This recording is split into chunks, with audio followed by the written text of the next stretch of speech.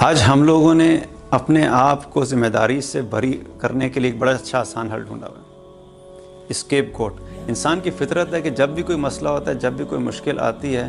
اس کا بلیم کسی نہ کسی پہ ٹرانسفر کرنے کے لیے کوشش کرتا ہے۔ کوئی مشکل آئی تو فوراً اس کا بلیم کسی اور پہ ڈال دیا۔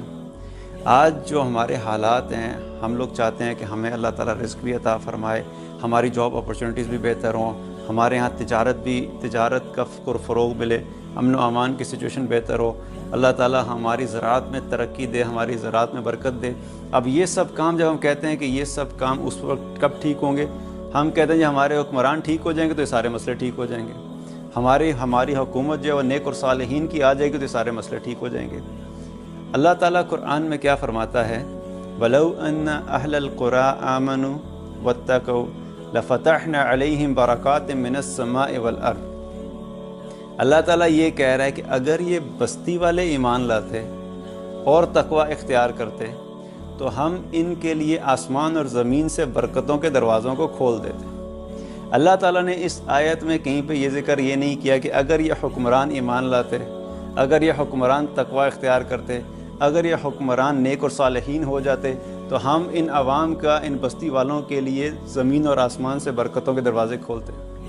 اللہ تعالیٰ یہ کہہ رہا ہے کہ اگر یہ بستی والے ایمان لائیں اور تقوی اختیار کریں، اپنی زندگی اللہ تعالیٰ کے احکامات کے مطابق گزاریں، اپنی زندگی سے گناہوں کو دور کر دیں، اللہ تعالیٰ نے جن چیزوں کے کرنے کا حکم دیا ہے ان چیزوں کے اوپر آ جائیں اور ان چیزوں کو، ان اعمال کو اختیار کریں، تو اللہ تعالیٰ کہتے ہیں ہم ان کے لیے زمین اور آسمان سے برکتوں کے دروازے کھول دیں گے۔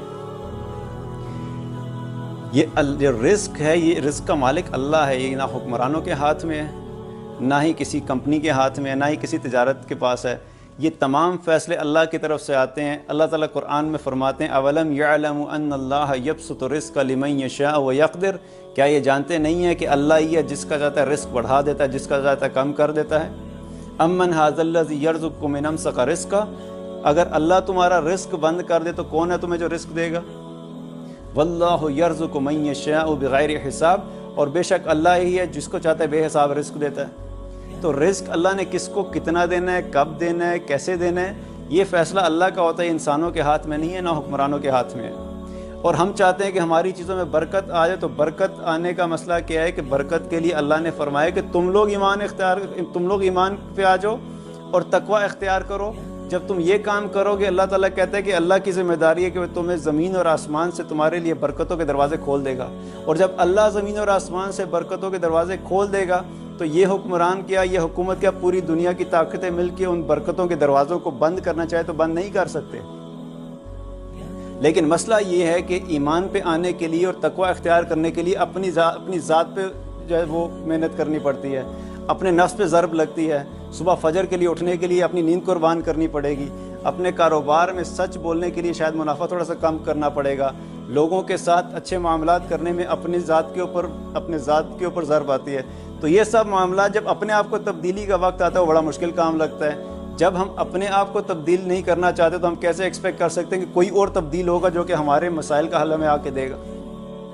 ہم لوگ اپنے مسائل کو خود ہی حل نہیں کرنا چاہتے تو ہم سارے مسائل کا بلیم حکومت پہ کیسے ڈال سکتے ہیں؟ اللہ تعالیٰ نے قرآن میں فرمایا ان اللہ لا یغیر ما بقوم حتی یغیر ما بانفسہم، اللہ تعالیٰ کسی قوم کی حالت کو اس وقت تک تبدیل نہیں کرتا جب تک کہ قوم اپنے حالات میں خود تبدیلی نہ لے آئے۔ آج ہم اپنے آپ کو تبدیل نہیں کرتے and we have found an easy way کہ یار اچھا ٹھیک ہے سارا بلیم دوسروں پہ ڈال دو۔ اگر ہم چاہتے ہیں کہ اللہ تعالیٰ ہم پہ